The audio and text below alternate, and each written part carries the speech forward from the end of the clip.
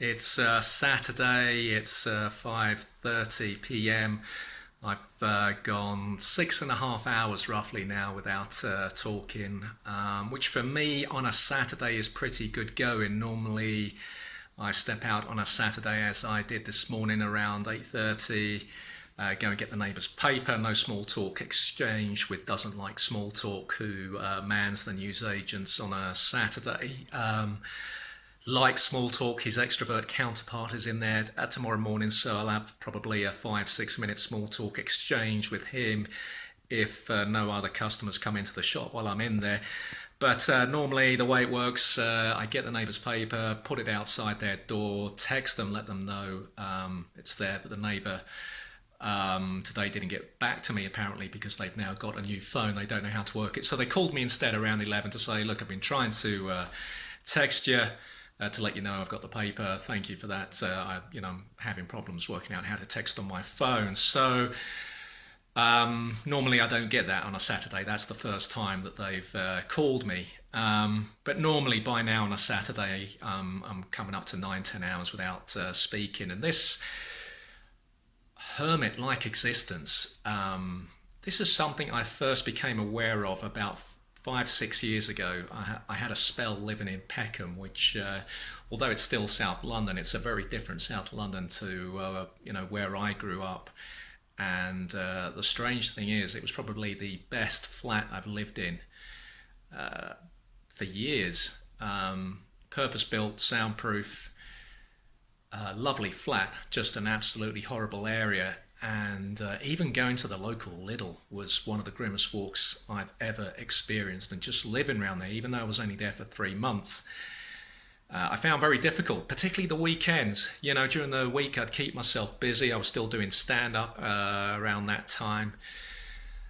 But I became aware of the weekends that I was feeling a level of loneliness that even I hadn't experienced before. And that's I was able to offset that. I was able to deal with that, get through that. And now, 6 years on, it's become an established thing. It's come back, but it seems to be here to stay. It's going to require some drastic action to get through this.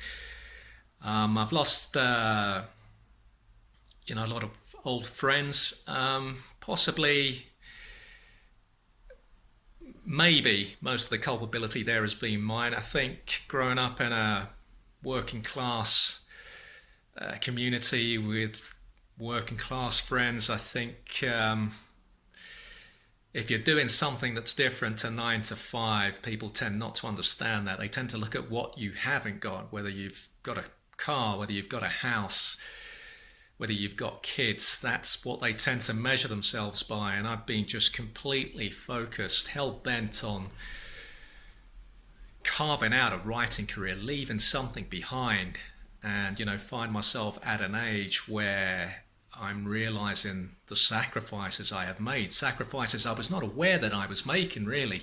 I just thought everything would fall into my lap, that the success when it came, which it did sporadically.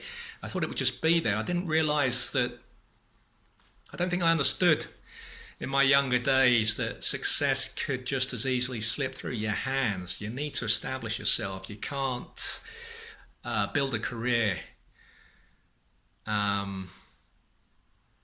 if you've got no real foundations. So, in recent years, I've kind of developed a far stronger work ethic. I'd say I'm somewhere between my mum and dad. My mum had a ferocious work ethic. She was getting up at 5 in the morning until the day she left this planet to do a horrible job. Like many of the women in her community, she just did that for her family. My dad, completely different. He wasn't lazy, far from it. But if it involved doing something that he didn't love, he would have a problem with that. And I still have that about me, but for long, sustained periods, I've been able to inch myself towards my mum's way of doing things. But yeah, the weekends, 10 years ago, if I'd been in this situation, and I sometimes was, not for prolonged periods like this, but I would be interviewing myself. inner American chat show host would be interviewing me about my imaginary successful career, showrunner, creator of some incredible HBO series. So that doesn't happen now. And I'm wondering, is the fact that that doesn't happen, is that a further worrying sign that the fact that I don't talk to myself now? Is that a positive? Is that a negative? Should I be talking to myself? I've lived with people. I lived with a friend 10 years ago, and I used to hear him talking to himself all the time in his room. Should I be concerned that I don't talk to myself? I don't know. One way to maybe go is night school. Maybe my dad did that for 18 years. He was like me. He was something of a hermit. He could function on his own. He could have done solitary, like I think I could have. But he was able to offset that by going to night school for 18 years. So doing different courses, meeting new people. So if one year he didn't particularly like the intake of students, he could easily shed those associates the following year, start again. I'm reluctant to do that for two reasons. One, I think I already work hard enough, and I think that might be part of my problem. And yeah, because you're going to have to do some work on the course. And two, every time I've been on courses, I end up mixing with the wrong people. And by that I mean, the reference point for that would be 1993, from September to the October half term. I was just hanging around with a girl called Tracy Taylor. She was a bit older than me, and one of the reasons I was hanging about with her partly was because she reminded me of my mum physically. She looked like a younger version of my mum, and so we became pretty close, platonic friendship. Not friendship, we'd only, I think we were knocking about together for 8 weeks, so it was the start maybe of a friendship, and then she left. She left in October time, and suddenly I realised I'd not made an effort with anyone else in that class. And I pretty much spent the rest of that year struggling to make friends. And that's happened to me since then a number of times, always back in the wrong horse kind of thing. What I know is that I do need to find a way of breaking this pattern, because I've always been someone that enjoys their own company, or maybe not so much enjoy, comfortable in their own company. As I've said before, I'm very bookish. I've got hundreds, maybe over 1,000 books here. I love reading, but it's not healthy just spending so much time on my own, and I need to address this. I need to do something.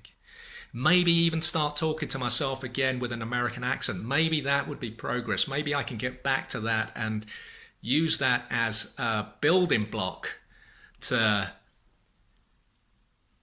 just try and build a new life, for the next 30, 40 years, however long I'm here. I can't just be hanging around until I go into the care home to make the final friends of my life. What about now? What about the midlife friends? Where are they? How am I going to find them? At least I've got the small talk tomorrow with Like Small Talk. Maybe I'll update you on that tomorrow. Subscribe if you want notifications of new videos coming up, and know that you're special. You are one of 58 subscribers to this channel. You are special. Enjoy your evening.